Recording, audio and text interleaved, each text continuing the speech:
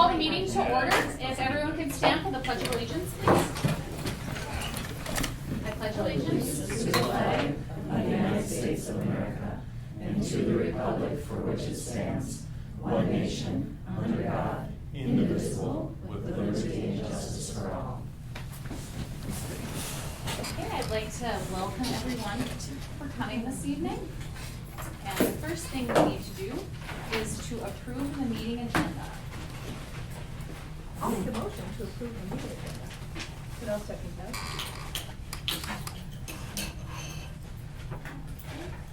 Is there any discussion? All those in favor, please say aye. Aye. Opposed, please say nay. Motion carries. All right, 5.0 is community comments. Community comments is an opportunity for the public to address the school board on a school-related item in accordance with the guidelines that are printed at the end of the agenda. The agendas can be found over there, and the guidelines are printed on the back of the agenda.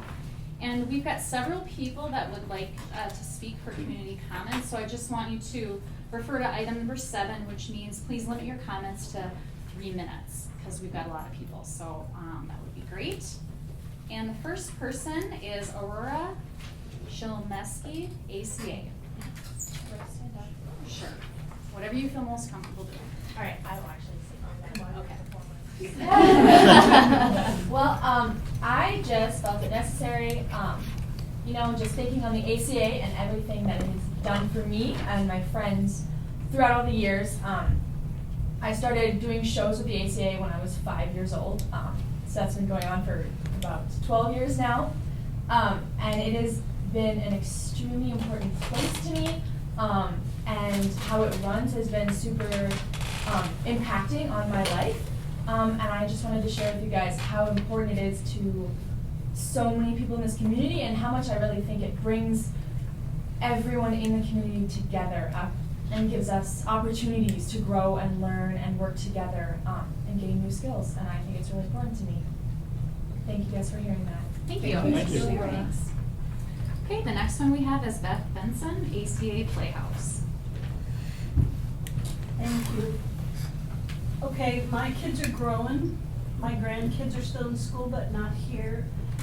But I want to start just by saying thank you for what you do to make the Playhouse possible in Cook County. And as someone, I was a failure in high school. We didn't have drama, but I was the only high school play that failed.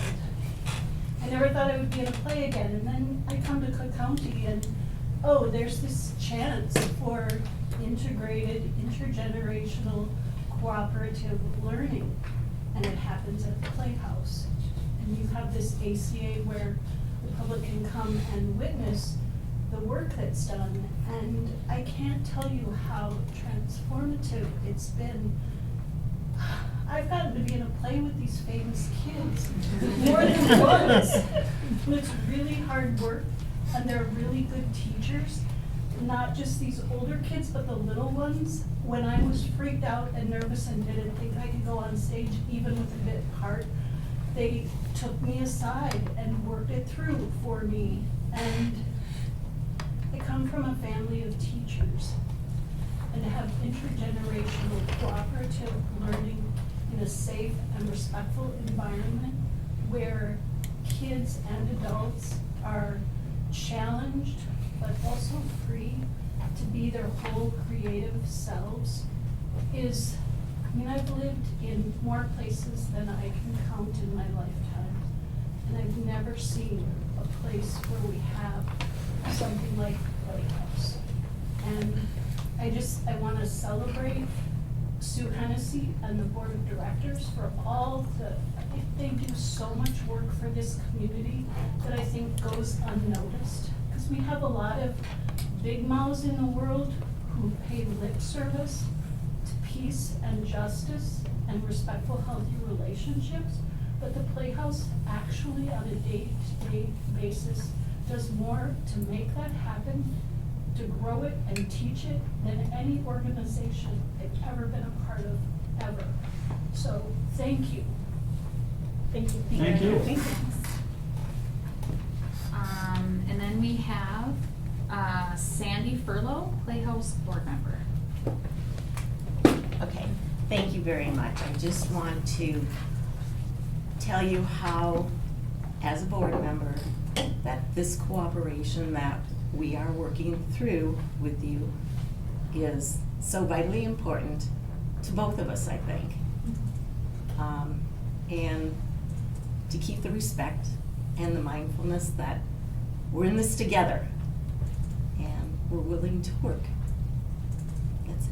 Thanks. Thank you. Thank you. Isabella Sparks, ACA. I just want to say, like, some experiences that are just, like, what I've got out of the Playhouse personally. When I started plays when I was in, like, 3rd grade or 4th grade, I think. And I was really quiet, really just, like, didn't want to talk. And then when I started to do plays, I, like, released my personality and, like, who I wanted to be. And I can't look at her because I'm so crying. I just, like, it just made me who I am. And I know for these two people, it's the same way. And it's such a special place for me. Like, I feel so safe in there. I can be myself in there, and it's so special for me. So that's it. Thank you. Thank you. Okay, and that's the end of our community comments then. All right, 6.0 is student highlights. 6.1 track update. Was anybody else? No, that's. Okay, because that's they everybody. looked at each other, so I was just wondering. if Okay, somebody else wanted to- no, that's, I'm going by my. Sorry, I didn't mean to. No, that's fine, Rena, that's fine. Track update. Yeah, I had originally intended, we always want student representation. I had intended for Jack Hausner to be here.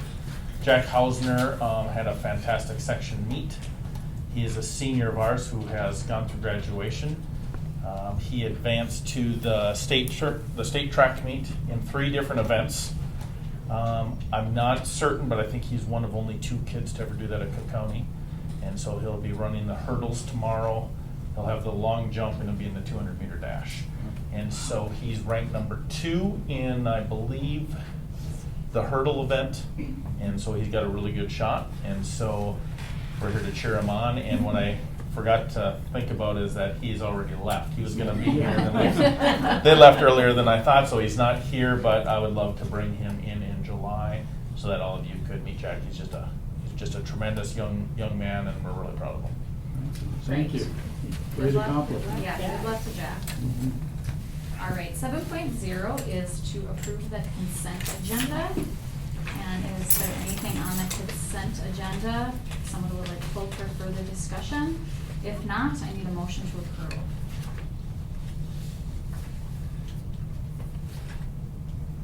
I'll move to approve the consent agenda.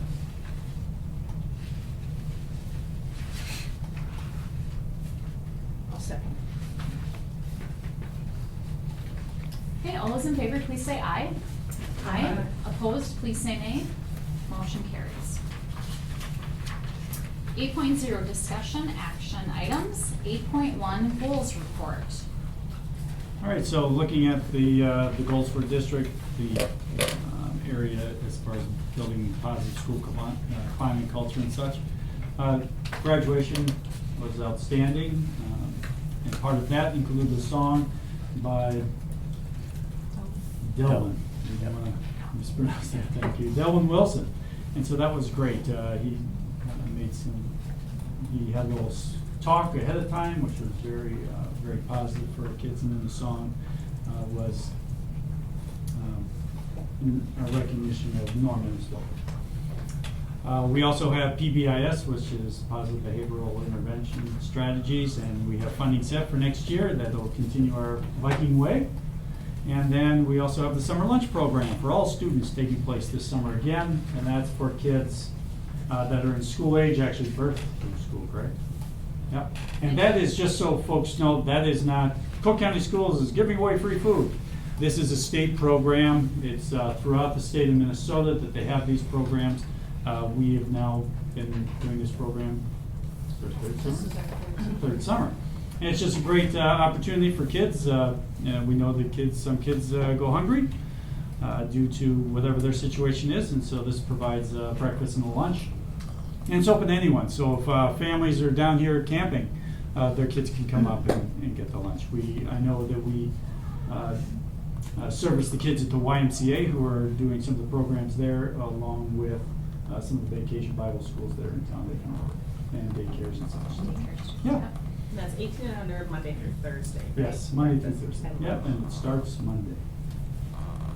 I'll be curious to hear what the numbers are, because I know Yeah. last year we were at was there 80 kids? Yeah, I think that was our- Some days it got up to over 100. A day, Mhm. a A day. day, Yeah, so yeah. that's amazing, so I'll report that, hear what those numbers are. For increasing academic achievement, Mr. Mitch Dorr is working on this one. He's working with some of the state folks from MDE working on that.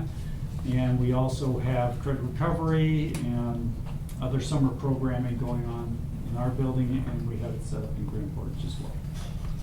And then for our effectively managing school district's resources, we approved our budget at our last board meeting, which was great.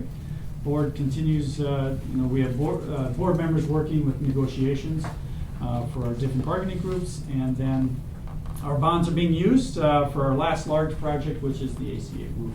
We still have some funds remaining. We're going to wait until this project's completed to figure out what it is we have left over remaining in that bond fund, and then the administrative team will look at what we can do. A lot of it'll probably be in that area of fixtures, furniture, and such in that realm.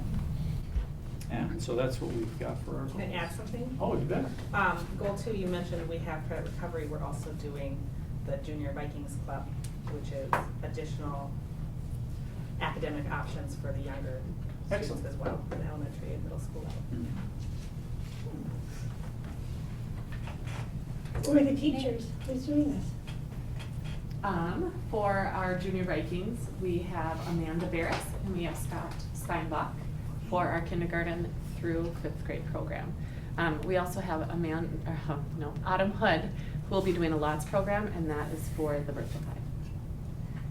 And that's on Thursday nights. Middle school, we have Melissa Oberg.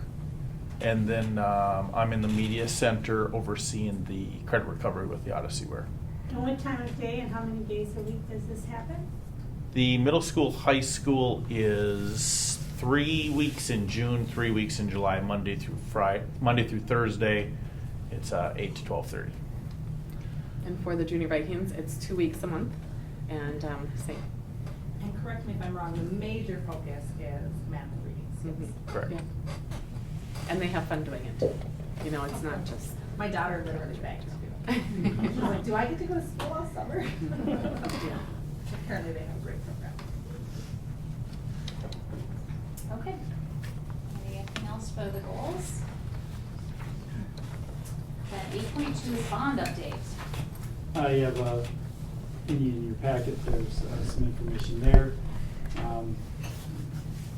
Some of it is left over from last month, nothing more in security technology, but in the technology piece, that was our FG, which is our communications tool that is being worked on. Big area that we were spending as of late was for a re-roof project. And Do we know what the status of that is in terms of how everything's far- on time. How We're far off good to go. schedule is it? It will be on schedule. I don't know if Mr. Nelson's here. Last construction meeting, everything seems to be moving Yeah, along. they're on schedule, the Yeah. painters are coming in on Monday, as soon as they paint in there, we should be able to start putting stuff back inside. Mhm. The rest of the work will be just total outside work, so we're in good shape, I think. Okay. Got beyond the big. We've hurdles. been fortunate with weather. Yeah, we've had a little rain, but otherwise we've had good weather as far as for roofing weather is concerned. And as soon as that gets sealed up, working on the insides, working on the insides, so that'll be Great. good to go. Great. And just more of information, it's not bonding money, but I know Sue Hennessy's here, and she's had a group of people, you walked out and you saw all these light fixtures out there, they've been cleaning those for the last couple of weeks. Oh, actually, I think the people you see in the front row have been doing the light cleaning. Thank you, ladies. Yeah, so that's been labor intensive, but it's something that's always needed to get done, to get rid of some of the dead moths and flies and whatnot. So great opportunity to do that.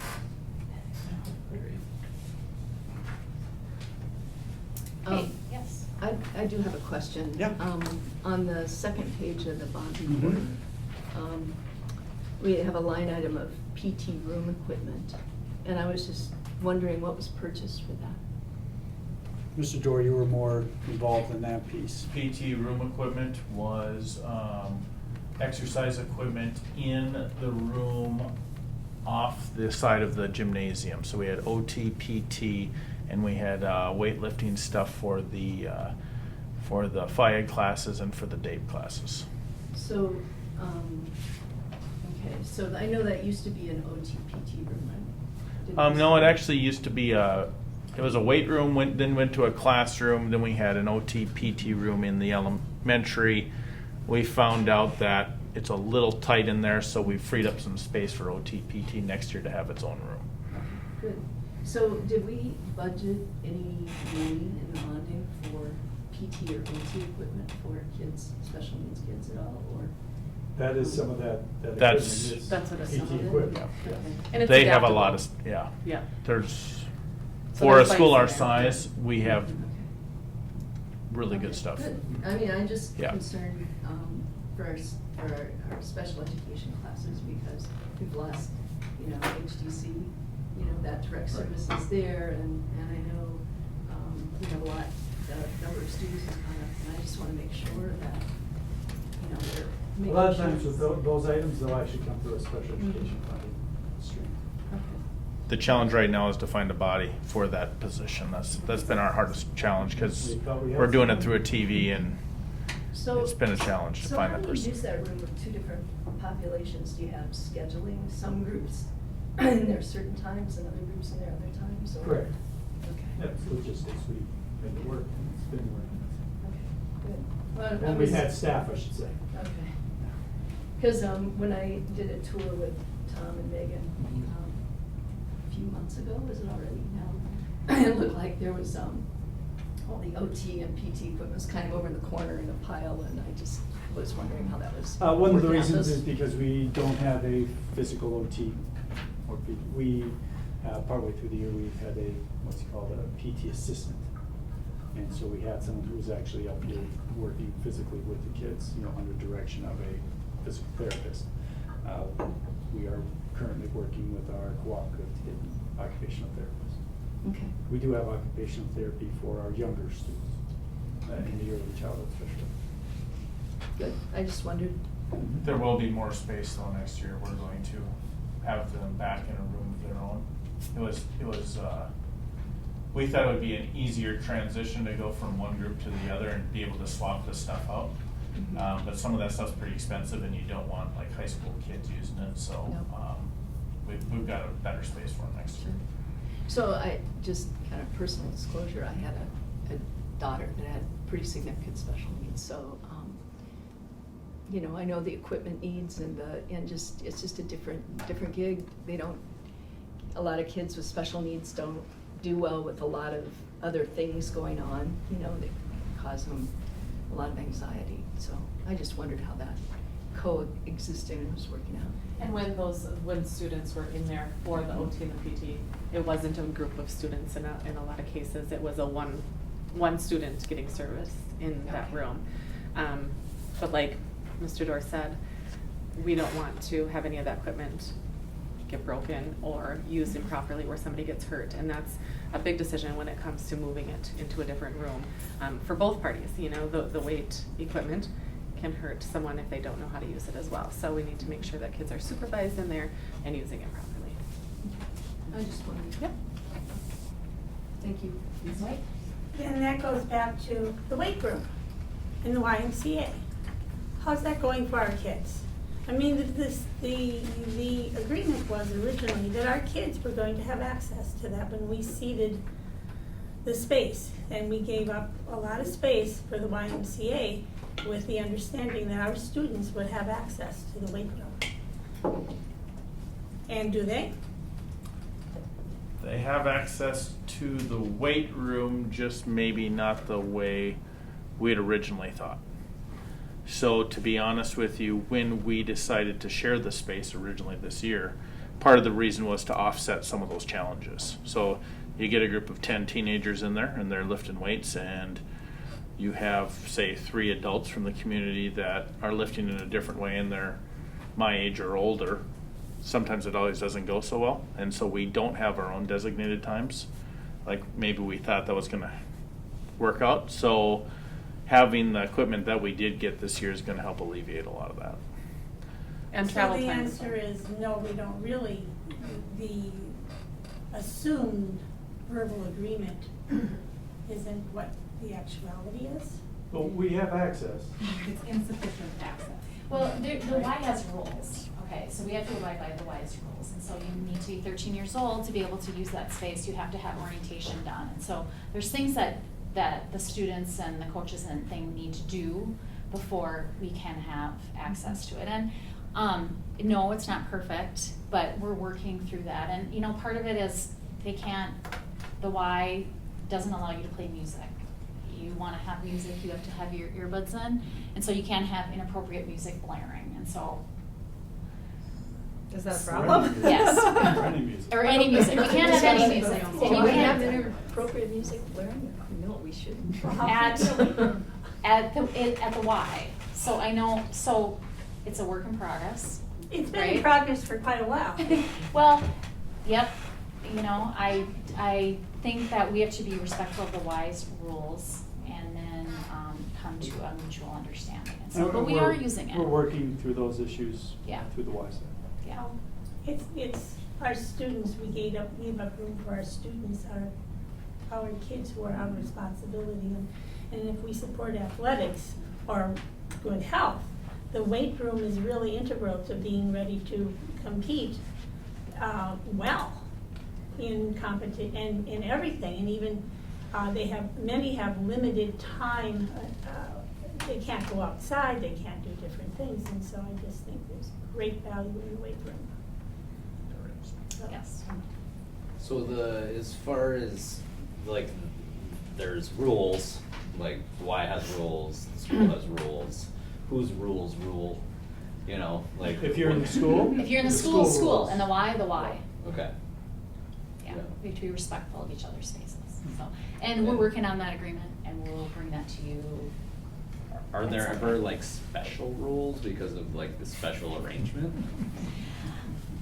Through Y side, yes, there are some, yes. Special rules. Well, I Yes, yeah. Yeah. Just because of the nature of it, you know, obviously the students are part of the normal general population because of, like, the arrangement, so. They allow students to come in that don't have a membership. So you don't have to be a member of the Y to use the weight room. So that's huge. During school time. During school time. When class is taken over there, so that would be a special rule. Or in the coaches, like when And the you're, coaches, yeah. if you're practicing for your team, you can go there and use the weight room and you don't have to be a Y member. So that is special access that our students do. And it's not just the weight room, that's the pool and the cross Yeah, country running, whatever, their track team, facilities. Yeah, Sure. their facilities. Yep, good Yeah. point. Okay, any other bond-specific things? Otherwise, we will move on. To 8.3, to approve the expenditure revenue report, May 2019. That's in your packet. And that's, it's the same report we've always shown, if you have any questions. Ms. Backlund is here. Mhm.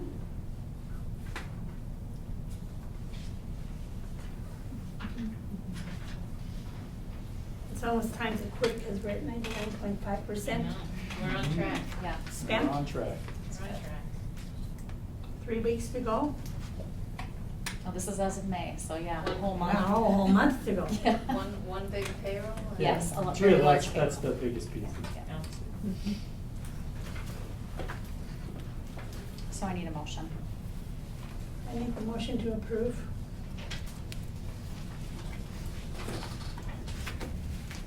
I'll second the motion. I was gonna give Dan a chance, but I'll second. I always like to give Dan a chance since he's our treasurer with anything financial. A token nail. Sure will. He's supposed to be a money person, right? He Well, is, he yeah, definitely is. I looked at all of the bills and signed them. So- Good job, you. All 30. That's your job. Any other discussion or questions? Lori, do you want to highlight anything besides we're doing well? We're on track. We're on track? Great. Any other discussion? All those in favor, please say aye. Aye. Opposed, please say nay. Motion carries. 8.4 to discuss middle school band music proposal, Assistant Principal Dorr. So for discussion, the proposal is, we'd like to change the current scheduling system in the middle school. And after talking with instructors, looking at the schedule, and talking to other principals around the area, we would like to propose that music of one form or the other, choir or band, be mandatory 6th, 7th, and 8th grade. So all throughout middle school. Currently, right now, they have to take band in 6th grade, and then they can be done with music. And what ends up happening is we create a scenario where we have a number of 7th and 8th graders who are sitting in an 88-minute extended learning time hour or study hall, which doesn't work well in the middle school. And so a school our size only has so many electives. And so there are only so many options. And then what you have to do is you either have to increase teachers' FTE to create more sections of class, or what a lot of schools do is you have music in 6th, 7th, and 8th grade, and they choose between choir and band. And research shows that the longer a student is in music, the better they do in school, the more engaged they are in activities. And so we believe this is a really good move. Our band instructor is aware of it, our choir instructor is aware of it, and we're all for it, and we would just ask the board to discuss it, and we would look for approval in the July board meeting. So one question I would think, would this increase FTE or keep it the same, or? This would keep FTE the same, correct? Yeah. This would keep FTE the same. There'd be no increase. Is the, since the Playhouse is sort of at the top of mind, I mean, is there any sort of potential collaboration with that organization in order to potentially satisfy that requirement? Well, I think I guess that's kind of like in my world, that's a what if question. Okay. And that wasn't of our primary concern when discussing a music requirement. Would there be potential for anybody to collaborate? I would say yes, we're always open to that, but that wasn't something we talked about in the development of the proposal. Sure. Okay. So. And, our band numbers definitely have, they're down a bit. And so I do think that this would be a nice way to build that program a little bit more. Both programs, music program. And so, Sorry. no, I would say, I'm glad to hear it's not adding any FTE. That's a good thing. I personally am super excited about this. I think music is really important, and I've read studies that say that, it assists in math as well as understanding of counting syllables and reading and rhythm and language. One question though, as far as making it a requirement, band instruments are very expensive. How do we support students who have financial need? They're now forced to choose, and like for me as a child, I think we had a requirement as well, and I chose choir because my parents couldn't afford a flute, and I really wanted to be in band. That was my goal, and I'm Right. still let down by it as an adult. I still want to learn the flute. Well, there's no question that there will be a few challenges in the short term, in the infancy. It will come down to, and it's not perfect. I mean, I'm not going to lie to anybody. Some kids are going to have to share instruments. We do have a really good relationship with Schmidt Music. Mr. Haas is working on, we've had community members donate their instruments, and so he's been doing that and doing some refurbishing of instruments.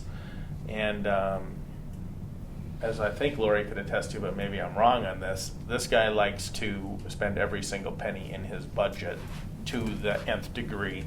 So Poor He kids. knows exactly how many pennies he has left and. he makes a dollar go. And he manages Yeah. them really well. I mean, he So, makes good Okay, so funds. he's been building up the instrument inventory. And I can speak from a So what are the parent. options? My son came without a trombone after the year had started. And we had borrowed one from a friend where we were, and he had one available to rent.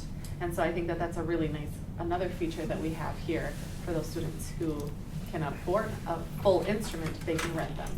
And that's also for Schmidt Music, you can rent, go on a rent Are there program. grants, and maybe these people that are very interested in the ACA and music and the arts know more than I do about other grants that can be written to try to get more equipment available for students? Or scholarships that kids could write Or to bring those scholarships. things. Well, and North the- Shore Collaborative that I'm on, we give out grants to two harbors sort of perennially for like their rock and roll program. So we give them, I don't know what it is, a couple $1,000 a year. It's Just usually help 1,500. support that program. So that's just a little example. It's a Well, micro grant. And I would encourage, I donated my son's trombone to the school and a music stand. So I would encourage those people who've had their children graduate, that if they have nothing to do with their instrument, to consider donating it to the school, because I opted to do that. So, but Thank you for Schmidt, that. well, what are you gonna do with it? Schmidt Music, it is a no interest thing that you pay like $40 a month. Not that everybody can afford that, but it is a non-interest kind of a contract thing. But I do think the North Shore Collaborative is a very viable source, and there's other sources I'm not sure that we should possibly look into and maybe apply for those now if possible. So when school starts, we've got that inventory built. And also, we should get the word out that. There is a community group that, I believe that is their mission, is to help kids with music, to get them involved. And Chris Gillis is one of those people, and they give lessons. They will help with lessons too. And this is not, my understanding is that they don't make money off of this, but it's their desire to get kids into instruments and music and to play. And his is the only name I know. I do not know the name of the group. Chris Gillis. I have to make one correction, because I think Ms. Backlund corrected me correctly. I think it is an increase of .13. One section in the elementary, .13 of a position. I'm correcting myself there. I think it's .13, from .32 to .45 for the choir instructor. Power of text and abuse. Yes. I've also personally taught ELT in the past, and I think music is a much better option for students than 80 minutes in ELT. I bring up the finances because that's what as a mom of 5, that's what I would think is, oh gosh, I've got to get my kids these instruments, and it all adds up, right? But I really am greatly in support of this idea. Yeah.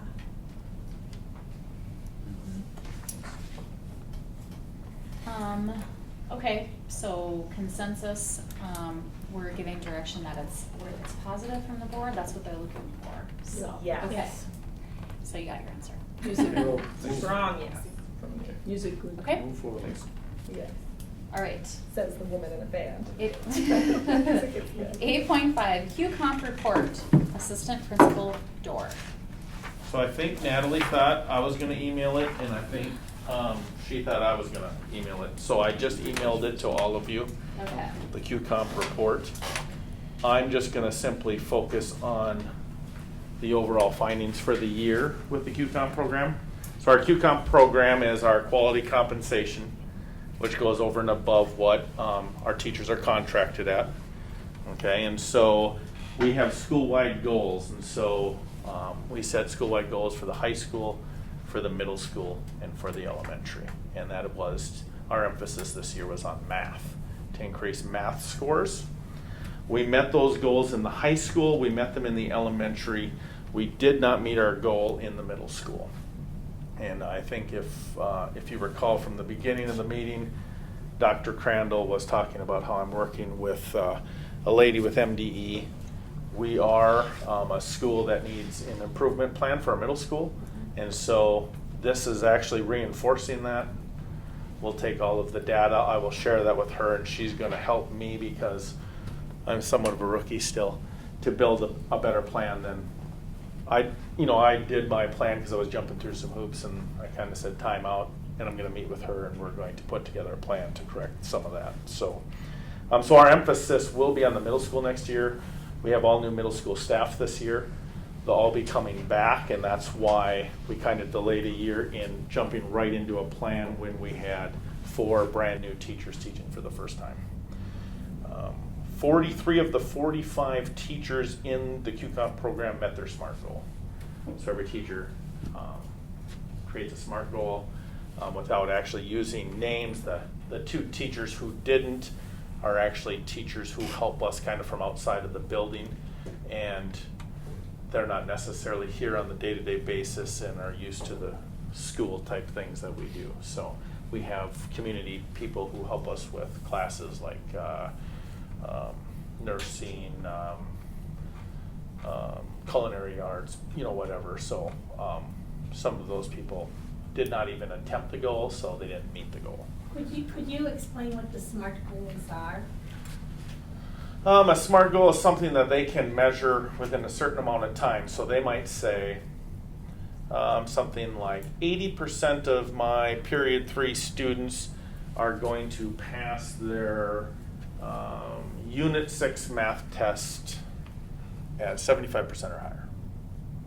And so they'll have that measured. So they'll do a pre-test, and then they'll work on that stuff, and then they will do it again, and they'll have a post-test, and they'll measure those results. And that's not just for math teachers, that's for every teacher on the staff. So you might have Mr. Rousey in industrial arts might have something with measurements. In social studies, you might do something with bar graphs and reading that on population or something like that, so every teacher would have that. So it's an acronym. Oh, Specific, measurable, attainable, relevant. I was asking for the listening public. And this is for the community to know better. To understand what we're doing within our school. Do Yes, they yes. develop those like Thank with you. a mentor or a supervisor or something, or how does that? How They is that develop developed and then how they is develop it their SMART set? plan, they bring it to the QOC, our Quality Oversight Committee, which is, there's 6 people on that, and they get reviewed by that committee, and they will either approve them or have them readjust them until they're all So, approved. but more specifically, the new teachers, the younger, the non-tenured, in their first year, 3 years of teaching, they have a mentor assigned to them, and they have access, typically our first year teachers for sure have a mentor that works with them. In years 2 and 3, they have the option to utilize their mentor, and then tenured teachers typically do that on their own. They're individual SMART goals. Sure.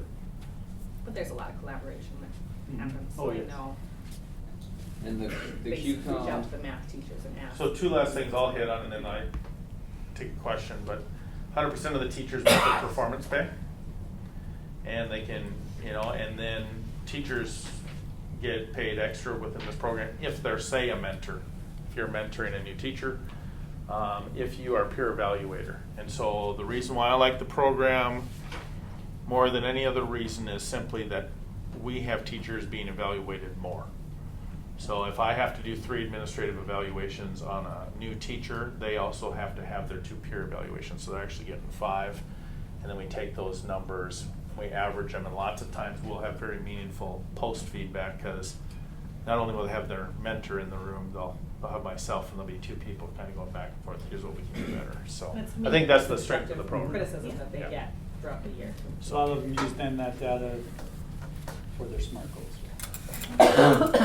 And something else that goes along with this plan is at the end of the year, before the students, or before the staff check out, they sit down with Mr. Dora and myself, and they go over the evaluations and where they scored in the different areas. And again, that's an opportunity for us to coach them and give them kudos for their strengths, and just talk to some of those points, if we need to, about the growth that we need to see. So I will tell you, I think that QComp is a great program that allows us to be in the classrooms more, allows for a lot of feedback, and incentivizes the greatness that our teachers have, so. And who pays for this? Where does money come from? The state pays for a portion and another portion is levied. And who did you say was on the body that approves the goals and evaluates them? Right now, it's myself. Or like, I don't need like The names, makeup but is like. Two administrators. Yeah, 2 administrators, 2 elementary staff, and 2 middle school, high school staff, and a school board doesn't. So, me. Until possibly the next after our next agenda agenda item. item. Oh, okay. So yeah, so it's a great program, the QComp program, and the PLCs, the professional learning communities, you know, that's part of the QComp program. So all in all, it's a great program that makes our teachers better for our students. So, any other questions for Mr. Dorr on this? And this is, I thought we had to do an approval. We just do an acceptance for this? Yes, it's accepted. Okay, we don't have to do a motion? Okay. It's a requirement of QComp to provide the board it's- with a report. Yeah, I would say it's presented to the board. That's a requirement of QComp. Okay. I don't have any questions, but thank you for the time and effort that you put into this, and I know it's valued by our teaching staff. Natalie Shaw, Yeah. I mean, just to say it in the Yeah. meeting publicly, Natalie Shaw does more work for this thing than, she's amazing. She is organized, she does everything, she's so detailed, she deserves a lot of credit, so if you get a chance to thank her, she just done an amazing job. So she's our QComp coordinator for the district Did, for the last 2 years. does anybody know if this was a part of, the recent legislation? Is this something they took No, up? this actually, geez, I'm trying to think of when it came in. We were the first. We were the first schools that got But it. they don't, like the funding levels. No, were they actually did changed. not change the funding levels. They made some changes 2 years ago legislatively. And, you know, as mentioned, we've been in it for a number of years. There's a waiting list for other school districts to get in. Oh, gotcha. But all of these evaluations are mandatory these days, correct, from the state? Either Some- way, there has to be a teacher evaluation process. That's mandatory by the state. What this does is it allows for a more robust evaluation program, and it's inclusive of the teachers and the administration. So it's not something, in the past, you've heard teachers and administrators, it's almost like teachers feel this is being done to us. Mhm. Now this is something we do together. So what do we have to do to like maintain our status in the program if it's not everyone can be in? What does that entail? We're in. We're just in. We have to There's- submit We this are in. report. We have to That's continue part to of this follow report. our Okay. process. And, yes. but there's not like, No. If we stop, you know, if all of a sudden we go, oh, Cook County, they haven't done the report for the last 2 years, let's, you know, sure. sorry. Takes a little effort. We do submit an annual plan, so there might be changes, so for instance, one of our changes for next year is, we've used the same rubric for everybody. We have some different rubrics next year, so if you go into a sped classroom and it's with 2 students, we can use a different rubric than if you have a history teacher with 30.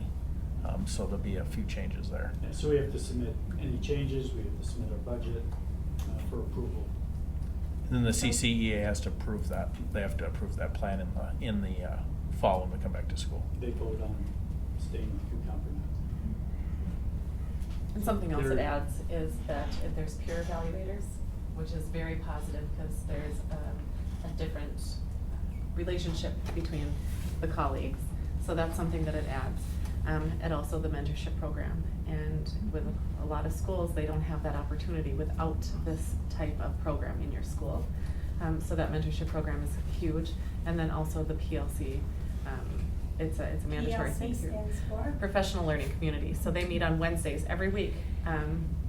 They meet and they collaborate. They talk about specific topics. They look at data, the MAP scores, all kinds of different information. But it's just a way for teachers to get together and to collaborate and to really focus on the best practices of teaching.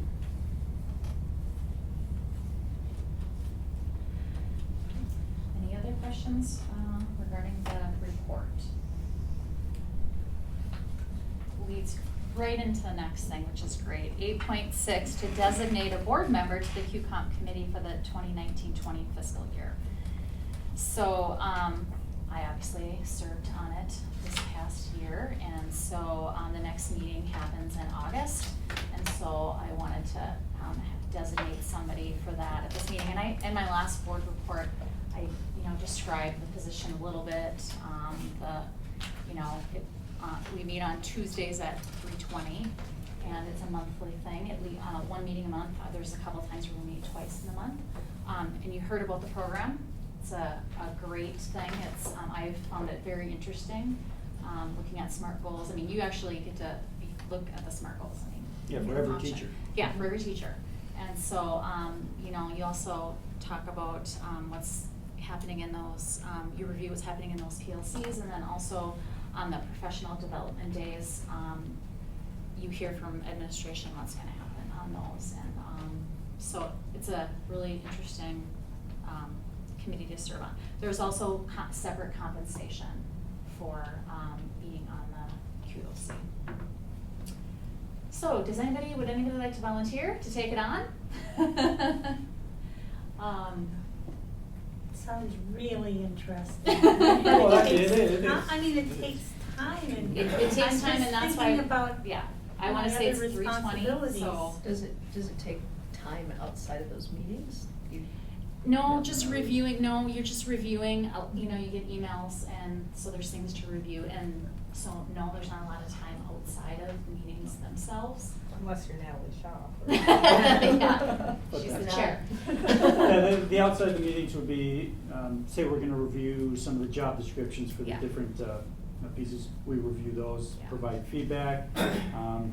One of the things, like Mr. George just mentioned, we're looking at doing some more rubrics. So next year, we're gonna be, the QComp committee will be looking at the different rubrics for the different, there might be a counselor rubric, there will be one for special education staff, there may be one for CTE staff, and then for our general staff, they Is, looking at those. as a board member on that committee, are you representing a certain board point of view, or you're just a member of that committee and providing whatever feedback? What the role is? The way I looked at it, I was, as a board member, I felt my role as a board member, but your thoughts as a parent also are part of that, and a community member. And so it's like when we come here to this, what we bring to this table here, I find it similar on the QOC, so. Yeah, there'd be times where Sissy would say, this is not my area, I look to Yes. administration, or I look to the teachers that, I expect that this would be something that you would do. Yeah. She's very good about, delineating, because sometimes it is, it's something specific that the teacher should really make the decision on, or recommendation on, or administration. I'll volunteer. Great. Great, Rena, thank you. I don't know why I'm doing that, but But you will enjoy it, I know. You will. Yes, you will. You will. And you'll learn a Yeah. lot about the Right. inside of. Yeah, that's kind of what I'm thinking. You will definitely learn a lot, Yep. and so it's very helpful. So I will make sure I communicate that with QOC, and thank you for volunteering. You guys want to vote against me, go right. We don't even have to vote, we just say, you're it. Dad might beat you up. He didn't speak up, The only, so. I was, no. Is it the same week as our board meetings was the question I was gonna have? No. Okay, well, all right, no, I'm not volunteering. Well, at this point, it wasn't. I don't know if they're gonna stay exactly the same, but I hope they're not. So, thank you, Rena. All right, 8.7 is to approve the ACA lease agreement.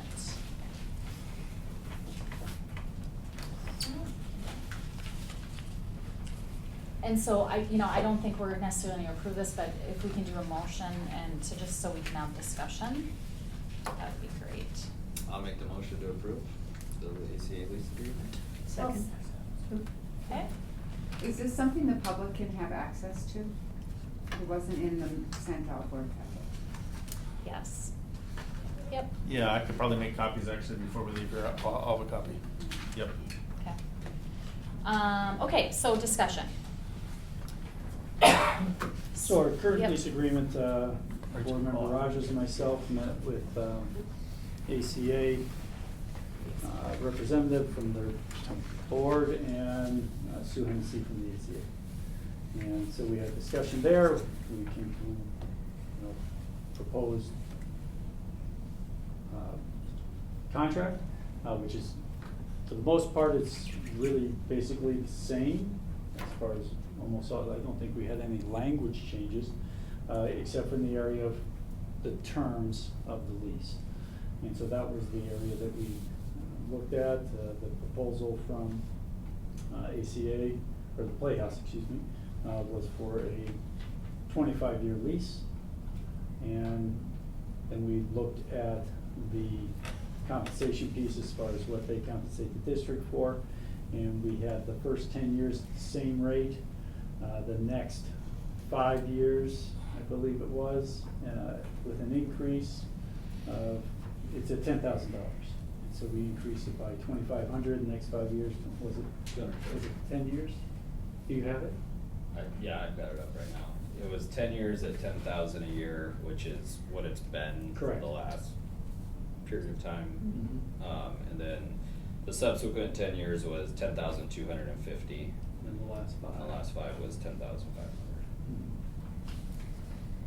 And that would provide, the proposal there, it would provide security for the Playhouse to know that they are going to be here at the ACA the next 25 years. And we looked at the fact that we have no idea what the future holds, but costs increase, and so that's why some increase we're putting on that. We knew we'd have to come to the board, share this information with the board as well, and I know we've had some discussion. I know some of the concerns from board members are the fact that we've been on a 2-year lease and now looking at 25, sticker shock almost. Some board members have thrown out, to be more reasonable, they'd be comfortable with a 5-year lease. But with language some way designed that the Playhouse would feel safe, secure that this is gonna be an ongoing agreement still, that they would still have their home within the ACA facility.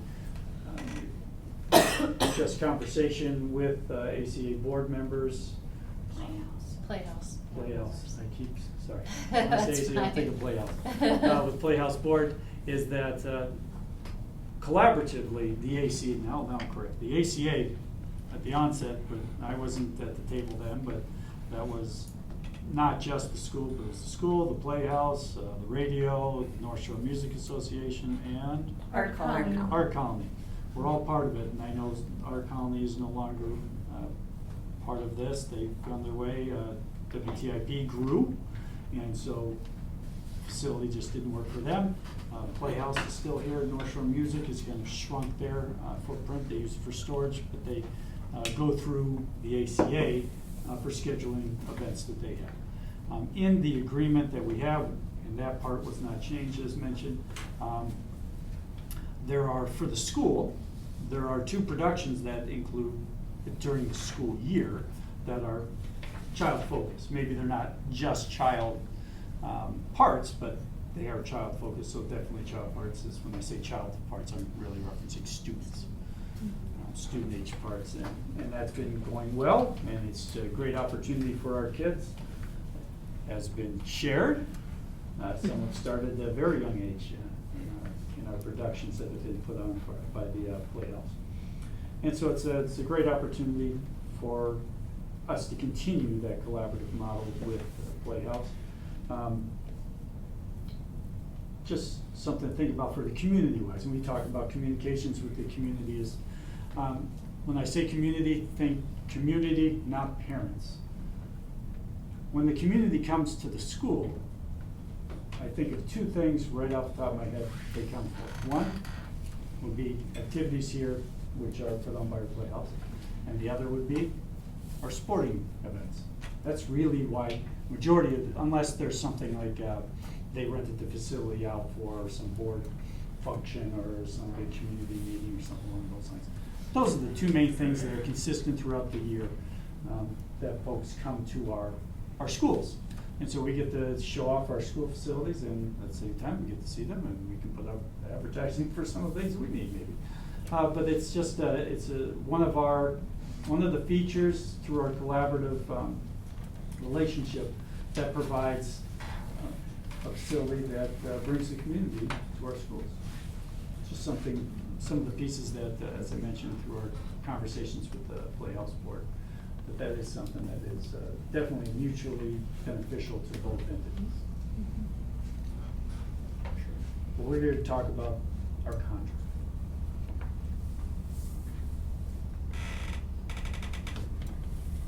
Go ahead. I was gonna say, go ahead. Price. Locking yourself in without any clauses for increase in expenses that we as a district have no control over. We've had a year where fuel prices, propane gas, and gasoline goes up to $5 a gallon, though we diesel here. But there are expenses that are out of our control, economic in the bigger world. And I do not believe, we're both public entities, taxpayer dollars pay for all of this, but the education of our kids should not subsidize, the dollars that we spend for maintaining and repairing and cleaning this place. I think it's repetitious.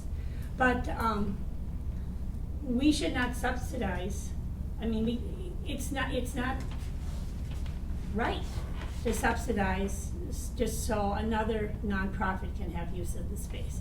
Not saying that the Playhouse does not do, there absolutely, there's no doubt about the quality of Sue's direction and what it brings to our kids, but we have to deal with contractually money. It's always about money, and there's only a limited amount of money. And so no one disputes the value of the Playhouse and everything like that, but we also have to protect school assets for the education of our children, and that's my only concern. And so I don't rent, so I don't know, if you rent a house, or rent an apartment, can you be guaranteed that your rent is the same for 10 years or 5 years? I don't know that answer. There are places that do that, but it's not subsidized housing? that exists too. But No, I know, but rent control happens. rent control, that means somebody else is picking up the increased cost for heat and in rent control. So, let's just say, So that's my only concern. There's. Sure. Well- And no one wants the Playhouse and everything they do for our kids and adding value to go anywhere else. But it's just, I don't want anything to happen to jeopardize the relationship, because we're paying out, the school ends up paying out a lot of money for unforeseen expenses. And then we have to cut, I don't know, a teacher, or, it's not the same pots of money, I know that, but so then we can't upgrade the facility someplace else that needs to be done. So that's my concern. so I was just gonna say that, if they weren't here, we would still be paying the heat bill, right? We're not gonna freeze out this part of the building. We wouldn't freeze out, but we wouldn't pump air conditioning in there, and we wouldn't heat that space unless we were gonna use it. So I would say, physically, that area. We've been down that road. We have no money. actually. We were down that road. It's not binary, it's not all or nothing. No, Right. it's Right. not, and I think, and who knows with the marvelous, what a stupid word, with our young teaching staff we have and the changing ideas with education, we might someday we might make more use of this space if we had more opportunities to use it. Our teachers might expand their teaching. Somebody in the teaching, I can just envision that we might need more space. When we got rid of that end of the building, we have plenty of room, we'll give it to the Y. Well, now we have a space shortage. Room shortage, so I don't wanna do that again. I don't wanna get rid of the the Playhouse, this is their home, this is where they belong, but I don't wanna jeopardize what our money, I guess it's down to the money more than anything. But I don't believe that if they weren't here, that this place would forever stand empty. We want to come, in our conversations with my conversations actually, Ms. Rogers as well, we want to come to a collaborative result that's Yeah. it's kind of win-win. Because one of the pieces that we talked about was, we're the school board right now in 2019. 2025, some of you may still be here, like Deb. Deb will never leave. But who knows who's gonna be on the school board there, who knows who's gonna be on the Playhouse board? And we don't wanna set it, we wanna do it right now, so, as far as the contract piece, so that either board, in say 2025, 2030, that are gonna go, what in the world were they thinking? That it's set up, so it's collaborative in nature, and that Negotiable every 5 years. negotiable, I mean, that's an Change it option. it needs But to be it's, negotiable when we look at a the. win-win scenario, so that it works. Right. Yeah, well, it seems like there's a couple of pieces of information that are missing from the process, because it's been 20 years at $10,000 a year. Doesn't seem right. So that, but what is the cost of the district? I don't think we know what that answer is. Have what we that not number is. gotten them, Tom? We need to know what that is, so we The can. numbers for maintenance and. So we all cannot this- speculate, but. We are so working should know. on, we're working on gathering that information. But the other thing is, so we should know that, I mean, to inform that, to set a rate, that makes sense. And frankly, it should be a rate that makes sense for the Playhouse too. I mean, I don't know what their financials look like, if it's overly burdensome or not, or, whatever, but if it's gonna be collaborative, I mean, we should be considering it from that perspective as well. But the other thing that I think is important to keep in mind is, our funding is sort of at the whims of politicians, and we all know how volatile that is these days. And so it's kind of hard to say what the funding streams for the school are gonna look like when it's just kind of, it's out of our hands. And it's not just politicians, it's the voters, Yeah, the it's a- community, right, there's it's so the many community, yeah. pieces to that puzzle Mhm. For that sure, we can't for sure. predict that for 25 years. Well, it's true, and, I guess my personal take on it is,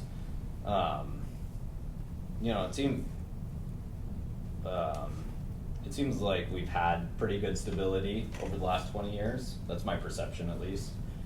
I would like to see an increase in the time, I think if we went to 5 or 6 years, that's 2.5 to 3 times as long of a term, which is 2.5 to 3 times as much stability, I guess, as the last 20 years have been.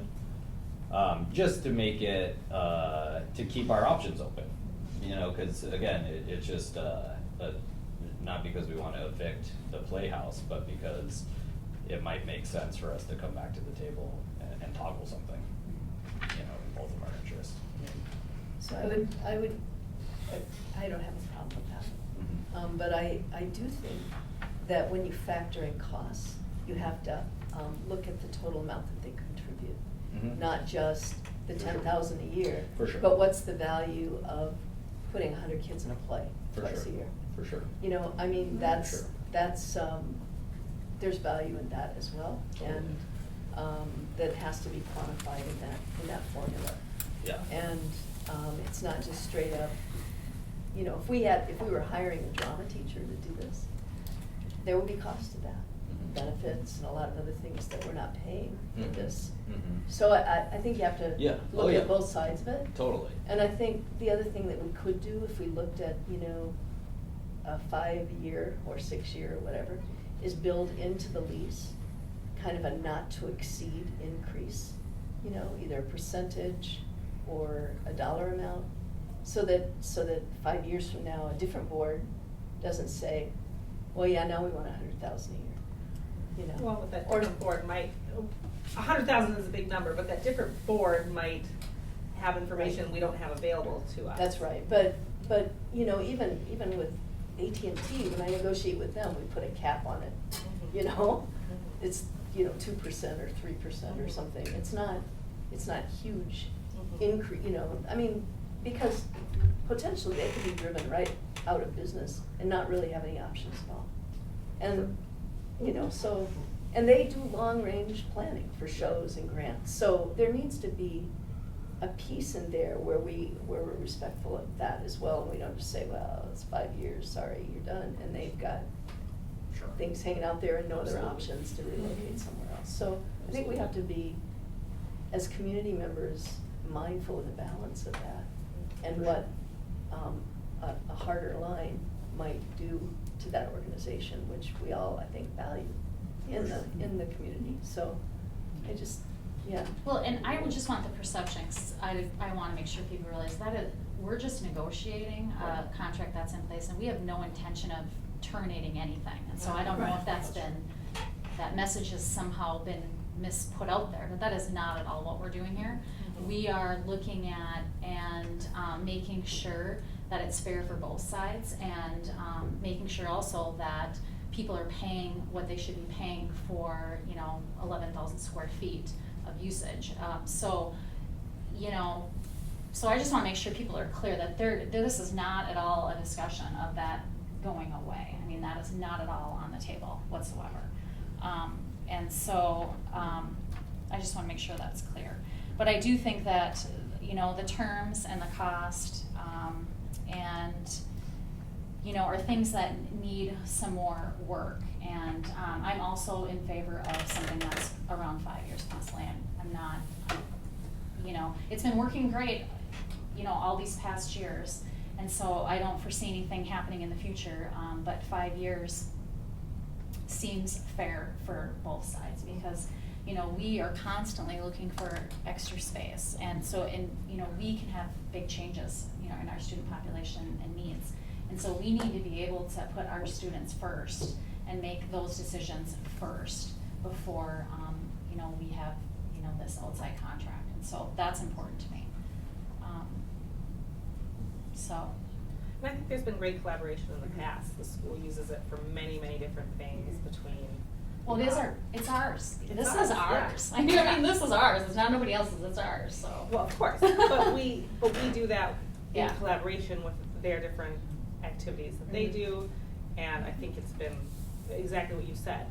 It is not on the table that we would want Yes, some we're not. sort of Terminating. continuing contract with them, but 25 years is a little steep and possibly unreasonable for us to vote on, and it needs to continue to be mutually beneficial, as it has been. It's been a great thing, and the Playhouse brings a lot of wonderful things into our school and to our entire community, which continues to help us meet our goals as a small community school. So. I mean, I think you guys are probably more party to the ins and outs of the discussion, but I mean, if we're missing something about the 25-year figure that we should know about, you know, like a specific reason. Yeah, I just heard like stability, but there's like some specific plan that a 5-year or a 2-year or 6-year or 10-year would preempt, you know what I mean?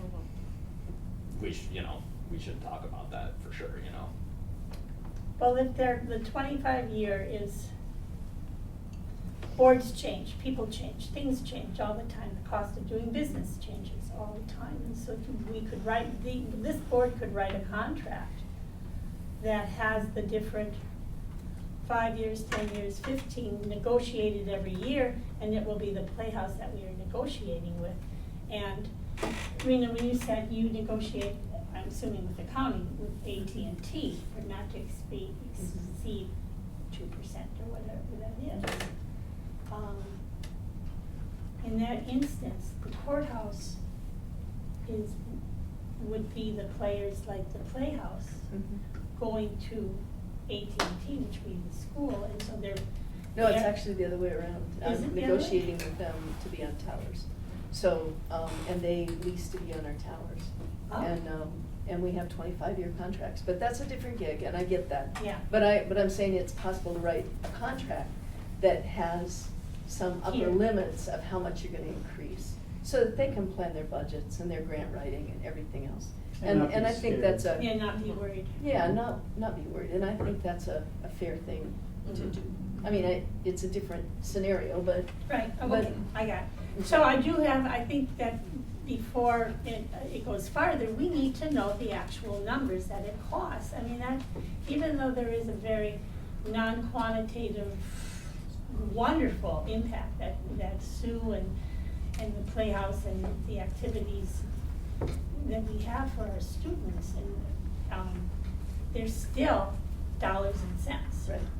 And we have to, if we're gonna go down that path, then I think we have to be fair about how we go down that path. Oh, and we're not. And just let me finish, Sure. because Sissy made the statement that, it's 11,000 square feet, but that's not 11,000 square feet that they're using every day of the year. They're using it for productions and so much time. So, you know, the other times the school is using it for meetings and, you know, other people are using it. So I think, you know, if you're gonna look at that, you have to really look at it. If you're gonna go down the path of what does this actually cost us, in opportunity and in expenses, it's not just they have 11,000 square feet and they should be paying for that because they occupy it 24/7. It's not totally that black and white. And I just think, Yeah. we need to look at it that way. The other thing is, the Playhouse is a little bit unique. They're grant funded. And so some of the things they bring, we already know some of the things, as mentioned, you know, hey, they put on shows. The other is that if, when we go in there for any school events, light board, that was grant funded through for the Playhouse. The wiring that's been redone, if it hasn't been put together by Sue, you know, it's grant funded. You saw all the lights. Like we had a very small number of lights apparently when we first put the place together. So when you see all those lights, majority of them are the Playhouse. So when we go in there to put on anything, I know Mr. McHugh uses it probably as far as teacher-wise. That's the one they might hear more so than anyone else's. And he needs sound and such. Sue sets it up. When he gets right down to it, that's the Playhouse's equipment that the school is using. So there's a lot of value there as well. And for anyone who comes in that rents the facility, they're using Playhouse equipment because that's part of that collaborative component that we have together, which has been awesome and we want to continue, obviously. Yes, Sue That's what has I hear done from the an board. amazing And we help to pay for Sue's salary, correct? Yes. Yes. yeah. We have an agreement, that's Yeah. an agreement. On the ACA She- side. She's scheduled, Yes. that's her Yes. ACA world. Not the Playhouse. Yeah, yeah. We do have a motion here, but I am wondering, because obviously there's still some more work that needs to be done with this. Arena's the representative on that. Dr. Crandall's suggested, or put it out there, does another board member want to be in on the negotiations of that? Does somebody want to sit in on that, in addition with Rena and Dr. Crandall? Or do you wanna direct us, Yeah, give provide us us some a little bit guidelines, more and then directive. we'll go back and spend some more time talking about it with the ACA? Well, in the very beginning, the Playhouse was much smaller.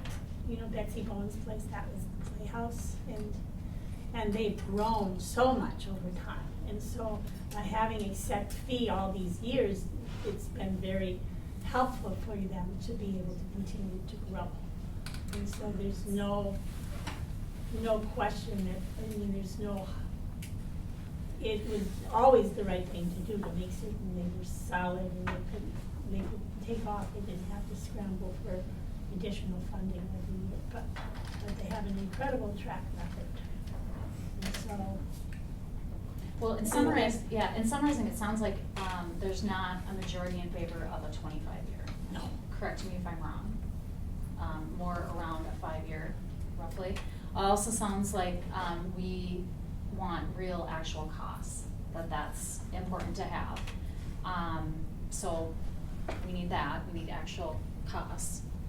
What else am I missing? Well, having the actual costs is not that we will necessarily say, you guys have to pay this. That's We not need to the know the cost. reason for that. The cost and the use, so it'd be not like specifically that it has to be this, but if the Playhouse uses it 10% of the time, what's approximately 10% of the cost. Like, I would like to see numbers and how they correlate. Yeah. And not that it has to be that specific, but I would like to understand it to that specific level, to understand, you know, What's the time? what's appropriate and what's Right. fair, and it should be, it shouldn't be And- anyone taking advantage of the Right. playhouse. And also or the the other way in-kind, around, and you know. the in-kind thing that comes back to the school Right, yeah, as well. both sides, right, as You much as gotta we could understand the whole quantize. story. Yeah, exactly, Yeah. yeah. It shows the because- value that, I mean, the monetary value that the school. And maybe when we pay attention to more data, maybe we also see how much more is brought to us. I mean, it's Right. wonderful to see, like, this is the revenue that comes in, and this is, as compared to, Yeah, we to might be our getting- costs. we might be the ones We might be getting taking screened. advantage Yeah, of that it's a for great all deal, right right, now, yeah, you know, that's but until we see data and information, it's hard to Yeah. feel comfortable, and I'm always the one asking, I want more information, and every little thing, like, can you give me more information? Because it makes me feel more comfortable that I've been put in this position to make decisions Right. as a representative of many Yep. community members and many Exactly. students, and I don't feel comfortable voting on things that I don't understand. I And I agree. can't understand it I without agree. the information available to me. Absolutely agree. I But mean, I- we should be able to justify Mhm. what we've done to anybody. But I would like it for the Playhouse, that they, in the contract, it is, if it's not the right of first refusal, whatever, the cap, I don't know how you figure out capping something, I mean, I don't, maybe, let's guess about the future, what the future's going to be, and that's not my realm, that would be yours and Tom's and Lori's, if you put a cap on it, but with the understanding that the Playhouse, we're hoping will be the future Yeah, we in want this continued perpetuity. relationship. Oh, yeah, definitely. Well, and I don't know if this is entirely true or if I've misunderstood it. The district takes a percentage of the gate? Or- Ms. Bagman. For the Playhouse? Yeah, or no? No, I don't think so. Okay, okay, They pay us a yearly. okay, but that's it. But if It's not a if there's part of the an gate. outside producer, when I say outside producer, that means outside of the Playhouse, then, We get a yes. We get a Or, portion or, of the or a gate. We rent get some kind component. of a rental component. Or a rent. Okay. So the total amount of revenue last year was 17? No, We need that number, we need all that numbers. Yeah, we we don't get that. know the last year for the Playhouse. No, but I mean for revenue that we've got from other organizations Oh, as well as the 10,000. I'd have to do some digging on that one. I was looking at Playhouse numbers from other years. Okay. And that was just for like a summer repertory. And correct me if I'm wrong, but my understanding from the email that we received is we have data for some years and not the others, and it's inconsistent how Well- we get There'll be that. some digging when we find it. Yeah. We've made some changes in how we were tracking the revenue between Sue and I to make our lives easier. Which is always great. Right? I think So I'd have to build in some numbers and then she'd have to share some numbers. the request for 25 years is a good little like nudge, probably for everybody, just to be like, oh, okay, well, maybe we just need to like understand this better, and I don't think that there's anything wrong about that. I think that's great, and hopefully it turns out that like, because I'm sure the Playhouse can, without too much hardship, like put together like, okay, this is what we're providing to you in some sort of quantitative way, you know, like use of equipment, time, etc., like opportunities for students. I'm sure there could be a hour or dollar amount put onto that, and hopefully it is just like, yeah, we're getting a screaming deal, and I don't think it's ever too late to like insert better understanding and for everyone's benefit. So yeah, I would sort of echo what Sissy said. If anybody mischaracterizes this as like we're not interested in keeping the relationship, then that would be a mischaracterization. This is just like an opportunity for better understanding, and with the look at 25 years is like a perfect push to do that, and I think our responsibility to do so. So And it's a way to build the relationship. yeah, exactly, we can make it better. And Positive I growth. think that, you know, we had a discussion this afternoon about the fact that, you know, okay, the only time we come and talk to each other about this is when we're looking at a contract. Right. And I encourage these guys to maybe come and do a presentation once a year to the board on what they're doing, where they're at financially, what their mission is this year, how many kids were engaged, some other things, so we have more of a relationship. And it's just not just a tenant, but this is a partnership, and how do we build on that partnership? So, agreed. Okay, so we'll wait for some more information that you will connect via email, but we do have to do, we have a motion, so we'll have to, we're not approving this, so we'll have to do a nay. But I have to, it was a motion by Shirley, seconded by Rogers to approve the ACA lease agreement. And so, so we do have to take a vote on it, because we have a motion on the table. All right, all those in favor, please say aye. Those opposed, please say nay. Nay. Motion carries. And I would like to just Motion fails, I'm sorry. Motion clarify fails. that we do want to have an agreement with the Playhouse. It's a work If you in haven't progress. heard it loud and clear, we want this It's a work agreement, in just not progress. as we speak. So do we need to make a motion about sending this back? Provide up us to- to directive. Yep. So, we asked for the information for Dr. Crandall to provide us with that information. And so, then, Direct Ms. Once Rogers and I you- to set up a meeting with the Yeah. Playhouse to go back to negotiation. yeah, and just, and then share that information with us. Can we so put a don't know. timeline on it that we want more information, say by the next meeting? We don't want to leave people hanging and. I don't necessarily wanna look at, make the decision, because I don't know about We can schedules. get it. I just want information, I'm not, No, we'll you get know, information. Okay. I don't want this to be something that's put on the back burner and the people within the Playhouse haven't gotten any information and it's now November because we're I think dragging our little feet, there's a you know? priority to So get this let's- done. No, So I just we'll- want But to. then both sides want to get We it need done. to do that. They need to get it done, we need to get it done. Yes. Okay.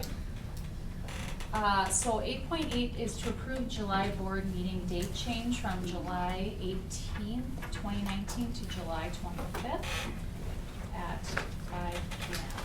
It's just the following Thursday. Yes. To the 25th.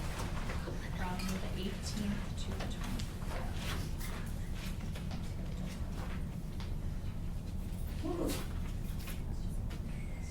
I make a motion to change the date of the next board meeting.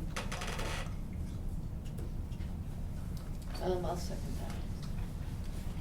It was on the 18th. It was the 18th. Motion is to move to the 25th. That work for everybody? Yeah. That works for me. Okay. Any discussion we need to have? All those in favor, please say aye. Aye. Opposed, please say nay. Motion carries. 9.1 to approve the resignation of part-time nursing teacher Mark Abrahamson. I didn't even know we had a part-time nursing teacher, so. You gotta learn on that, more about our inner workings. We do. And there's information in our packet from that.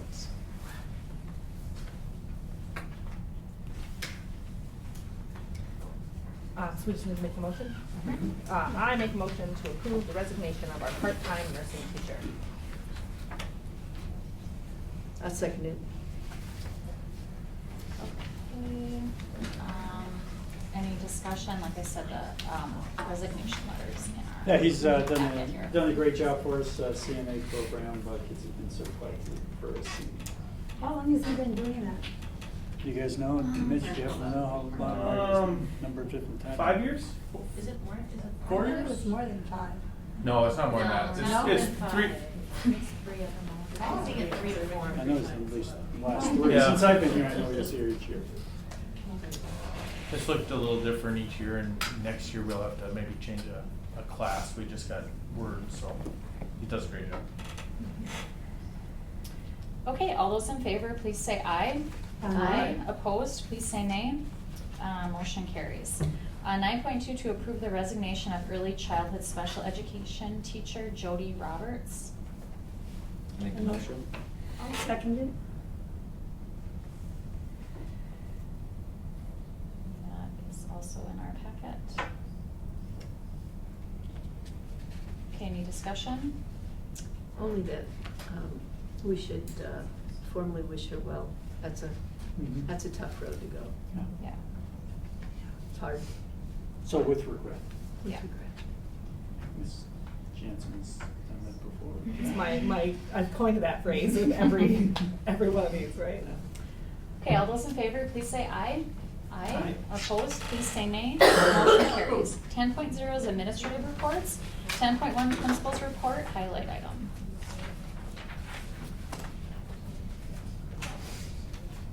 All right. You have the principal's report in there. Yep. So something that I wanted to highlight is just our graduation. I think our graduation was amazing, very well attended. Delwyn did a great job. He also presented an eagle feather to one of our Grand Portage students that was very moving. And I think that senior class really heard a message from him that was positive. And we had great graduation rate. You know, it says 40 out of 43 students, and that was just for the seniors that were here this year. But 2 have really felt that desire to go and make sure that they get their diploma and not their GED. So they will be working on that this summer. We also had our preschool graduations. They had our 3-year-old graduating into 4-year-old class, and then the 4-year-olds graduating into kindergarten, and our 5th grade group as well. They had their graduation and 5th grade graduation. At a previous, with a MOU, we had flex hours for all of the days that we had snow days. This is a binder of all, or a folder full of documentation of how our teachers made up that 40 hours. And I have a spreadsheet that I've shared with Lori to make sure that the teachers are making it up. And I can say every hour has been made up. So just wanted to report that. And I know I talked about the timber frame. The timber frame is up. It's waiting for the fireplaces in the outdoor cooking area, but it's up. You can kind of peek through. Yep. Yeah, you can see it. Yep. Parts of it. Yep. So thanks again to Jana Larson, who wrote the grant to get that. And there were a lot of volunteers that helped put that together, with the concrete to the roofing to all of the different pieces through a grant. So very positive things. Thank you. Great. Yeah. Thank you. 10.2 superintendent report, highlight item. Things you were asking to talk about the graduation. How great the event was, and it was. It's just an exciting time to see our kids graduate. A lot of summer work, so I can't do my job without people like Mr. Nelson taking care of our roof project, Ms. Backlund, Ms. Pam. They've been doing a great job getting ready for the summer. Finishing, really, when I say getting ready for the summer, it's winding up this year. There are a lot of reports that I know that Lori's working on diligently, and as we've been talking about our communications, Pam has been integral, along with Mr. Dorr, setting up for that app that's going to be rolled out next year. So without them, I wouldn't be able to do my job. So I just want to appreciate the 3 of them and our administrative team for doing what they're doing. And we hope to have a lot of our positions, if not all of them, filled by the end of next week. We have 2 days of interviews, and so by the end of that, hopefully we can make offers and get some acceptances, and so we will be ready for the fall.